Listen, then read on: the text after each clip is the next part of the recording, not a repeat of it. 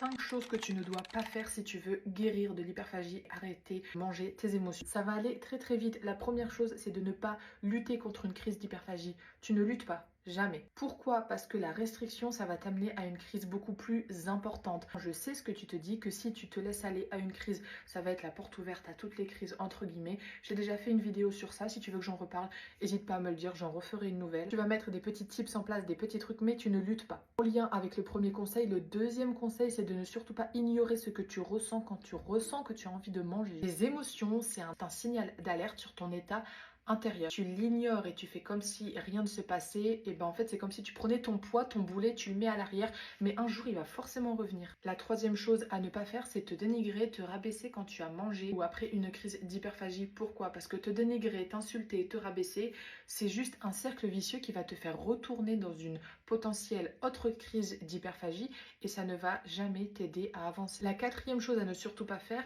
c'est de te restreindre les heures ou les jours suivant une crise d'hyperphagie. Déjà, ça tombe un petit peu dans un autre trouble du comportement alimentaire, mais il ne faut surtout pas te restreindre parce que la restriction après une crise, ça va juste t'amener encore une fois à une autre crise après. Il faut faire comme si, j'aime pas trop dire ça, mais comme si de rien ne s'était passé. Ta crise, bon, elle n'avait pas trop existé, tu continues d'avoir une alimentation normale. Ne te dis pas, ok, là j'ai eu une crise d'hyperphagie, la crise elle m'a fait prendre 10 kilos, donc là il faut que je mange hyper restrictif, genre que des légumes, pas de féculents, je bois pas de soda, je bois pas de machin, enfin non. Restriction, la frustration, ça mène à une crise.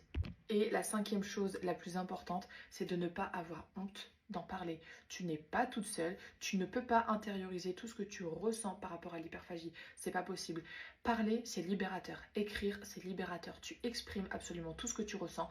Même si tu n'es pas forcément compris, il faut que tu parles, il faut que tu te libères, que ça soit à une amie, à tes parents. Si tu peux pas, si tu sens qu'il n'y a pas de connexion avec la personne, si la personne n'est pas réceptive, tu vas en parler à un professionnel de santé, tu vas en parler à ton médecin, tu en parles en tous les cas à quelqu'un. Si tu es seule et que tu te sens vraiment dans une bulle où tu es coincé, écris tout ce que tu ressens. Parle-toi à toi-même. Tu peux pas parler aux autres. Essaye de te parler à toi-même. Le mieux, bien sûr, c'est d'être accompagné. Une personne qui est spécialisée dans les troubles du comportement alimentaire pourra te donner le meilleur suivi possible pour guérir. Mais sinon, ne reste jamais seul. N'aie pas honte d'en parler. N'hésite pas à t'abonner. Je te partage toujours plein de conseils, plein d'astuces, plein de petits tips en rapport avec l'hyperphagie, la confiance en soi et le développement personnel.